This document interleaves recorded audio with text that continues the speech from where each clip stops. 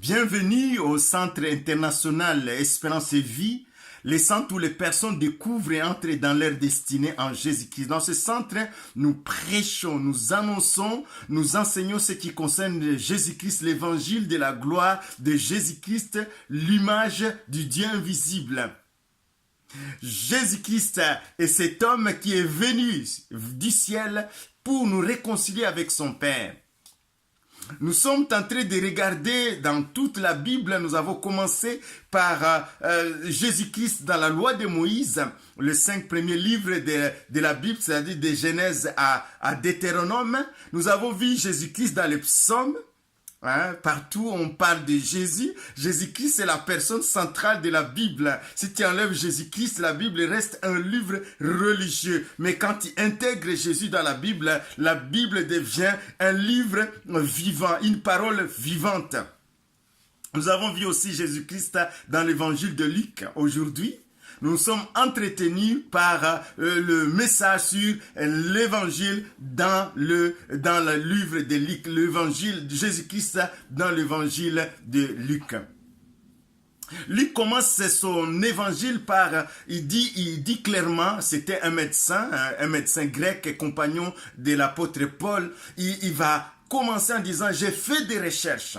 Plusieurs ont écrit sur Jésus-Christ, sur les événements qui se sont passés à Jérusalem. Moi, j'ai fait des recherches. J'ai cherché pour savoir exactement que si ce qu'il raconte est vrai. Et voici le résultat de mes recherches qui sont dans ce livre. Donc, Jésus-Christ, Luc va parler de Jésus-Christ.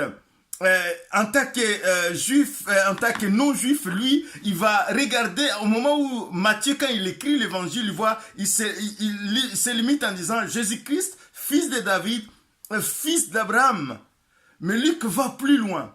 Il dit si Jésus-Christ est fils de David, si Jésus-Christ est fils d'Abraham, David était un homme, Abraham était un homme. Donc Jésus-Christ, il est le fils d'Adam et Ève. Il est le fils d'Adam et Ève, créé par Dieu, à l'image de Dieu. Il est le fils de Dieu. Donc il va commencer, il place Jésus-Christ en tant qu'homme, en tant qu'humanité, en tant que l'homme qui vient sauver toute l'humanité, sans distinction, juif et non-juif. Alléluia. Donc, il va être rigoureux dans ses recherches, mais le but principal de l'évangile, le Fils est le Fils de l'homme. Jésus-Christ est venu chercher et sauver celui qui est perdu. Il est venu chercher et sauver. Il donne beaucoup de détails quand il parle des événements, parce qu'il a fait des recherches. Dans ce message, nous allons parler brièvement de la naissance de Jésus. Jésus, un homme oint du Saint-Esprit, un homme manifestant le règne de Dieu, un homme mort pour l'humanité, un homme qui a vaincu la mort, qui est ressuscité, un homme qui baptise du Saint-Esprit. Lors de sa naissance, Jésus-Christ va brosser les événements de sa naissance et avant que l'ange vienne chez Marie, l'ange va d'abord visiter Zacharie, en lui annonçant dans sa vieillesse qu'il va avoir un enfant. Zacharie ne va pas le croire, mais sa femme Élisabeth va devenir enceinte, il va enfanter un enfant qu'elle va appeler Jean. Au moment où elle est enceinte, 6 mois après, l'ange va aller vers Marie. Il va lui annoncer la naissance alors que Marie était vierge, fiancée à Joseph. Marie va dire, mais comment cela se fera-t-il? Parce que je ne connais point d'homme. L'ange va lui dire, le Saint-Esprit viendra sur toi. C'est pourquoi le Saint-Enfant qui naîtra de toi sera appelé Fils de Dieu. Et regarde, ta parente, Élisabeth, ta parente, est enceinte dans sa vieillesse. Ah bon? Elle est enceinte dans sa vieillesse. Ah, rien n'était possible à Dieu. Si rien n'était possible à Dieu, qu'il me soit fait selon ta parole. Ah, je parle peut-être à quelqu'un ici. Celui qui m'entend, qu'il me soit fait. Si rien n'est impossible à Dieu, croyez. Croyez, comme Marie. Il dit qu'il me soit fait selon ta parole. Et l'ange la quitta. Et Marie est devenue enceinte. Il a enfanté un fils au moment de sa naissance. Il y a Joseph et Marie habitaient à Nazareth, mais ils vont se déplacer vers Bethléem suite à un édit de César. Des fois, les autorités de ce monde, ils mettent des lois en place, ils ne savent pas qu'ils sont en train d'exécuter le plan de Dieu. César va obliger, lui voulait recenser pour avoir pour connaître les entrées, les recettes des impôts. Il va faire un recensement et en disant tout le monde va aller se recenser dans sa ville natale. C'est ainsi que Joseph et Marie vont se retrouver à Bethléem et c'est là où l'enfant va naître, selon ce que Michel le prophète avait annoncé 7 siècles avant. Gloire à Dieu. Il n'y a rien de hasard avec Dieu. Dieu contrôle l'histoire même de l'humanité. Nous bénissons ton nom. Jésus va naître dans une étable, il n'est pas né dans une maternité de 5 étoiles, mais il est né dans une étable. Mais Jésus-Christ, le but de Jésus, ce n'est pas parler de comment il a vécu, oui, on sait qu'il a été réfugié en Afrique, il est revenu. Oui, on sait qu'il a été à 12 ans dans les temps, mais c'est à 30 ans, quand Jésus prend son baptême, la Bible dit que le ciel s'ouvrit et le Saint-Esprit descendit sur lui. Le but principal de Luc, c'est de nous montrer Jésus-Christ en tant qu'un homme, loin du Saint-Esprit, revêtu par l'Esprit, rempli du Saint-Esprit et conduit par le Saint-Esprit. Un homme qui obéit au Saint-Esprit. Un homme qui est rempli du Saint-Esprit et qui obéit, qui se met à la disposition du Saint-Esprit. Un homme qui faisait des miracles par le Saint-Esprit. C'est parce qu'il était revêtu du Saint-Esprit. C'est extraordinaire. Il va marcher par l'Esprit. Déjà, il dira l'Esprit du Seigneur est sur moi, car il m'a oint pour annoncer les bonnes nouvelles aux pauvres. Il m'a oint pour renvoyer libres les opprimés, pour guérir ceux qui ont le cœur brisé. Il m'a oint pour ouvrir les yeux des aveugles, pour annoncer la bonne nouvelle, pour annoncer une année de grâce. Il y a une année de grâce. Jésus-Christ va chasser les démons. Les démons eux-mêmes, après son revêtement de puissance, ils vont reconnaître que cet homme est devenu un homme différent. Ce n'est pas le même homme qui est entré dans la synagogue, c'est un homme loin du Saint-Esprit. Et eux-mêmes vont dire, qu'y a-t-il entre nous et toi? Tu es venu pour nous perdre. Jésus-Christ va ordonner aux démons, tais-toi, sors de cet homme. Et les démons vont sortir. Il va guérir, il va manifester la présence de Dieu en guérissant les malades. La Bible dit qu'une force sortait de lui et guérissait les malades. Tous les gens voulaient les saisir parce qu'une force sortait pour guérir les malades. C'est la présence du Saint-Esprit. Il va guérir les malades aussi même par sa parole. Un centenier romain dira à Jésus, écoute, tu n'es pas digne de venir chez moi, dis seulement un mot. Je sais que les micro-organismes, les virus, les micro-organismes, les cancers, écoute ta voix. Dis seulement un mot et mon serviteur sera guéri. Et effectivement, son serviteur sera guéri en parlant de mots. Jésus va parler au vent, va apaiser la tempête en exigeant au vent et à la mer de se calmer. Ils se sont calmés. Jésus va multiplier le pain. Jésus va occasionner une pêche miraculeuse à tel point que l'apôtre Pierre qui était parti chercher le poisson et à cause de cette pêche miraculeuse, Pierre va se jeter sur ses genoux, dire à ses pieds, dit retire-toi de moi, je suis pécheur. Et Jésus va dire désormais tu seras pécheur d'hommes. Alléluia.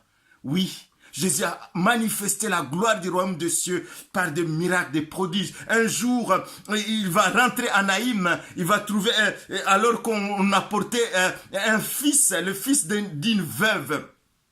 Non seulement le fils, il était le seul fils de sa mère était veuve, donc la mère était désemparée. Jésus va dire et va avoir compassion. Luc, effectivement, nous montre cet homme rempli de compassion pour les démunis, pour les misérables, rempli de compassion même aussi pour les riches. Il parle des Zachée qui vient, un riche, mais qui est venu, qui a grimpé sur l'arbre parce qu'il voulait voir Jésus. Et Jésus remplit un homme, rempli de compassion. Il va dire aux gens, il va toucher les cercueils et les gens qui étaient là, il va dire à sa mère, ne pleure pas. Je suis la résurrection, la vie. Je touche le cercueil. Il touche le cercueil et l'enfant sort. Il dit, jeune homme, je t'ordonne, sors, debout. Et le mort s'assit, dit la Bible, et commence à parler. Il le remit à sa maman. Donc la compassion de Jésus va au-delà. C'est pas seulement avoir pitié, mais il a compassion, mais il agit. Et quand il agit, que ce soit la mort s'arrête. La mort est désarmée. Quand il agit, les micro-organismes sont désarmés. Quand il agit, les paralytiques marchent. Les boiteux marchent. Les morts, les aveugles voient. Jésus-Christ manifeste le royaume des cieux aussi en prêchant la bonne nouvelle. Il manifeste le royaume en prêchant la bonne nouvelle du royaume des cieux. Oui, mais Jésus, sa mission première, sa mission principale, c'était de venir mourir à la croix de Golgotha. Luc 9, verset 51, Jésus prit la résolution. Quand il a vu que le temps était venu pour aller à la croix, il a pris la résolution d'aller à Jérusalem. Il ne recule pas devant la mort. Il ne recule pas, il prend la résolution, il va. Et il va prier avec ses disciples. Dans Luc 22, au verset 39 à 46, il va prier à Gethsemane, il va prier jusqu'à ce que la Bible dit, Luc dit que sa sueur devenait comme des grumeaux de sang. Mais il va dire, Père, c'est dur pour moi la croix, c'est dur pour moi de me séparer de toi, mais non pas ma volonté, mais ta volonté. On voit, c'est un homme qui veut faire la volonté de Dieu. Il veut à tout prix, il est venu pour ça. Il va répondre, il va aller jusqu'au bout de sa mission. Il ne va pas reculer devant les ennemis. Il est en nous, il nous donne aussi la force de ne pas reculer devant les ennemis. Il va aller jusqu'au bout, jusqu'à la croix de Golgotha, un homme qui pardonne à ses bourreaux. Si jamais homme n'a pardonné ce qui le faisait du mal, Jésus va dire à ceux qui crachaient sur lui, ceux qui